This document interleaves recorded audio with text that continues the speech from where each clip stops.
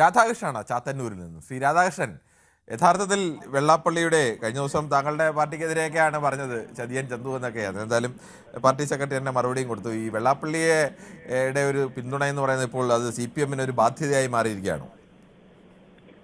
താങ്കൾ പറഞ്ഞ സ്ഥലത്ത് നിന്ന് തന്നെ തുടങ്ങാം. അതായത് വെള്ളാപ്പള്ളി പറഞ്ഞ സ്ഥലത്ത് നിന്ന് തന്നെ തുടങ്ങാം CPIയുടെ വിഷയം.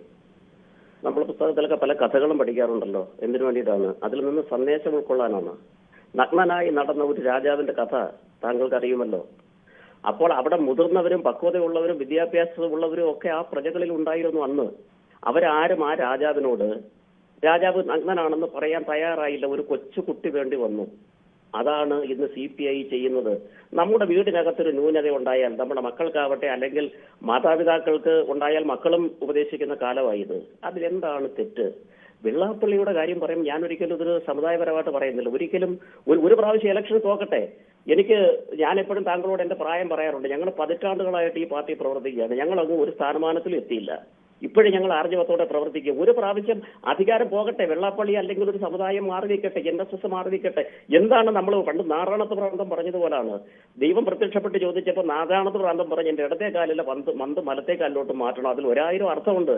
ഈ ജാതി സംവിധാനം ഈ വിദേശ രാജ്യങ്ങളിൽ എത്ര സ്ഥലത്ത് ജാതി അടിസ്ഥാനത്തിൽ സമാന്തര ഭരണകൂടം, ഞാൻ ഈ വിഷയം വർഷങ്ങൾക്ക് മുമ്പ് താങ്കളുമായിട്ട് സംസാരിച്ചിട്ടുണ്ട്. സമാന്തര ഭരണകൂടം, സർക്കാരിന്റെ പ്രോപ്പർട്ടിയിൽ സർക്കാർ ശമ്പളം കൊടുത്ത് ഉദ്യോഗസ്ഥർ വയ്ക്കുന്ന പണം മുടക്കുന്ന സർക്കാർ, മേൽനോട്ടക്കാരന് ഒരു മൂന്നാമസ്ഥൻ എന്തിനാണ് സമാന്തര ഭരണകൂടം? വെളിയിൽ രാജ്യങ്ങളിൽ പലയിടത്തും നോക്കൂ. എന്തിനാണ് ഈ സമുദായങ്ങളെ ഈ സ്ഥാപനങ്ങൾ മൊത്തം കോടിക്കണക്കിന് ആസ്തി കട്ടുമുടിക്കുന്നത്? മുഴുവൻ പണ്ട് രാജാക്കന്മാർ അവരെ ബഹുമാനിക്കില്ല. നമ്മളിന്ന് സർക്കാർ രാജാക്കന്മാർ അവരുടെ മൊത്തം സറണ്ടർ ചെയ്തില്ല സർക്കാരിന്. ഈ NSSന്റെ ആയാലും SNDP ആയാലും JPMS ആയാലും സമാന്തര ഭരണകൂടങ്ങൾക്ക് നമുക്ക് വേണ്ട. ഒരു ഗവൺമെന്റ് ഇല്ലേ? പിന്നെന്തിനാണ് ഈ വിദ്യാഭ്യാസ സ്ഥാപനങ്ങൾക്ക് ഇവർ ഭരിക്കുന്നത്? ഈ സംവിധാനം ഇവരെ കയ്യിൽ നിന്ന് സമ്പത്ത് രാജാക്കന്മാർ പണ്ട് ഉപേക്ഷിച്ചതുപോലെ ഇത് ഏറ്റെടുക്കാൻ തയ്യാറായാൽ ഒരു സമുദായ നേതാവും ഇവിടെ അനുഭവത്തില്ല. ഇവിടെ രാഷ്ട്രീയ പാർട്ടികൾ ഭരിക്കട്ടെ. ഇവിടെ രാഷ്ട്രീയ പാർട്ടികൾ, ഇവിടെ ഏത് പാർട്ടികളും, എല്ലാ പാർട്ടി, ഞങ്ങളൊരിക്കലും ഒരു പക്ഷം മാത്രം വേണോ എന്ന് പറയുന്ന കൂട്ടത്തിലല്ല. പ്രതിപക്ഷം വേണം, ഭരണപക്ഷം വേണം, എല്ലാ പാർട്ടിയും വേണം. എന്നാൽ രാജ്യത്ത് നീതി നടക്കും. അപ്പോൾ എന്തുകൊണ്ടാണ് നമ്മുടെ രാഷ്ട്രീയ പാർട്ടികൾക്ക് മുട്ടടിക്കുന്നത്? ഈ സമുദായങ്ങളിൽ വോട്ടുണ്ട്. ഈ സംവിധാനത്ത് ഉത്തരവാദി ഞാനിപ്പോ വെള്ളാപ്പള്ളി അല്ലെങ്കിൽ വേറെ സമുദായ നേതാവിനെ കുറ്റം പറയത്തില്ല. നമ്മുടെ വ്യവസ്ഥിതിയിൽ നിന്നും പഞ്ചായത്തിൽ അപേക്ഷ കൊടുത്താൽ താഴെ ചോദിക്കും ജാതി ഏത്, മതം ഏത്. ഈ സംവിധാനം ഒഴിവാക്കിയിട്ട് അർഹത ഉള്ളവനെ തിരഞ്ഞെടുക്കാൻ ഈ കമ്പ്യൂട്ടർ യുഗത്തിൽ എന്തെങ്കിലും ജാതിയുടെ മാനദണ്ഡം വേണോ? ഒരു പാവപ്പെട്ടവന് ഒരു ജാതിയിലാവട്ടെ ഒരു മതത്തിലാവട്ടെ അവന് ആനുകൂല്യം കൊടുക്കണം, അവന് വീട് കൊടുക്കണം, അവൻ എന്ത് കൊടുക്കട്ടെ. അതിന് ജാതിയുടെ പരിവേഷം വേണോ സുഹൃത്തെ? കാലം മാറിയില്ലേ? ഈ ജാതിക്കോളം ഒഴിവാക്കൂ. പലരും ജാതിക്കോളം പല കുട്ടികളും ഒഴിവാക്കിയതായിട്ട് ഞാൻ പറഞ്ഞു കേട്ടിട്ടുണ്ട്. ഈ ജാതിക്കോളം ഒഴിവാക്കാതെ പോസിറ്റീവായ അഭിപ്രായമല്ല ജാതിക്കോളം ഒഴിവാക്കുക എന്ന് പറഞ്ഞാൽ. കാരണം ഇപ്പോഴും ജാതീയമായി പിന്നോക്കം നിൽക്കുന്ന മഹാഭൂരിപക്ഷം വരുന്ന ആളുകൾക്ക് പറയുന്നു അത് കണ്ടെത്താൻ ജാതിയുടെ സമവായം വേണമെന്നാണ് താങ്കൾ പറയുന്നത്. അല്ലല്ല, ജാതിക്കോളം ഒഴിവാക്കുക എന്ന് പറയുന്നതിൽ അർത്ഥമില്ല. ജാതിക്കോളം ഒഴിവാക്കിയാൽ സാമൂഹികമായി അടിച്ചമർത്തപ്പെട്ട വിഭാഗങ്ങളിൽപ്പെടുന്ന ആളുകൾക്ക് സംവരണാവകാശങ്ങൾ നഷ്ടപ്പെടില്ലേ? അത് നഷ്ടപ്പെട്ടാൽ അവർ പിന്നെ സാമൂഹികമായി പിന്നോക്കാവസ്ഥ പോലെ അതൊരു ഉട്ടോപ്യൻ കാൽപ്പനിക വാദം മാത്രമാണ്. അതൊരു യാഥാർത്ഥ്യബോധവുമായി എവിടെയെങ്കിലും അത് വേറെ കാര്യം. ജാതിക്കോളം ഒഴിവാക്കുക എന്ന് പറയുന്നതും ഇതുമായിട്ടൊന്നും കുറച്ച് ആവേശത്തിൽ പറഞ്ഞു പോയത്. ജാതിക്കോളം പെട്ടെന്നൊന്നും ഒഴിവാക്കണമെന്നല്ല പറഞ്ഞേ.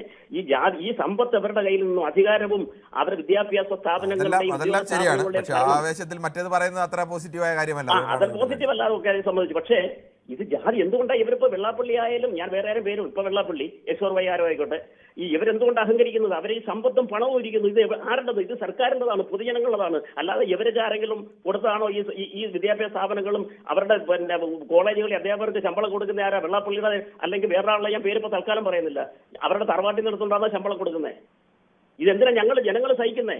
ഞങ്ങളുടെ പൊതുജനങ്ങളുടെ ടാക്സ് അടയ്ക്കുന്ന പണം കൊണ്ട് ഇവന്മാരെ സഹിക്കേണ്ട കാര്യം എന്തോ ഞങ്ങൾക്ക് വ്യക്തമാണ്.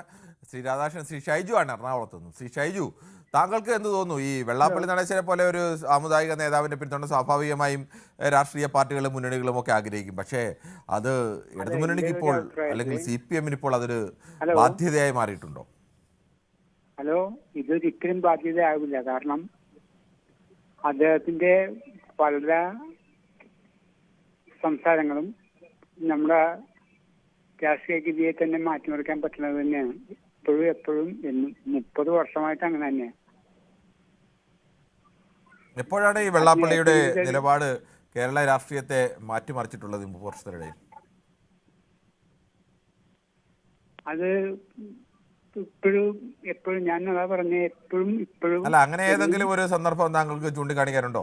വെള്ളാപ്പള്ളിയുടെ പോസിറ്റീവായ ഒരു ഇടപെടൽ, അതിനു മുമ്പ് ഉണ്ടായിരുന്ന പല പ്രധാനപ്പെട്ട നേതാക്കളുടെ ഇടപെടലുകളും പ്രസംഗങ്ങളും ഒക്കെ കേരളത്തിന്റെ ചരിത്രത്തിൽ തന്നെ ഉള്ളതാണ്. പക്ഷെ വെള്ളാപ്പള്ളിയുടെ കാര്യത്തിൽ അത് എവിടെയാണ്?